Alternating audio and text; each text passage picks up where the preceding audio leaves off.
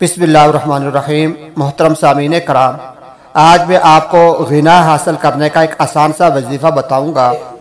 मेरे भाइयों और दोस्तों, जब इंसान गिना हासिल करने के लिए, मालदारी हासिल करने के लिए कोई वजीफ़ा करे, अल्लाह पाक का कोई बाबरकत नाम ले, कोई भी मुतबर्रिक चीज़ पढ़े, तो हमारे उलमा ने लिखा है कि उसको चाहिए कि नीयत ये रखे कि इस गिना से मुराद दिल का गिना है, दिल का गिना, यानी मेरा दिल जो है वो मुस्तगनी हो जाए, यह इसको गिना हासिल हो जाए।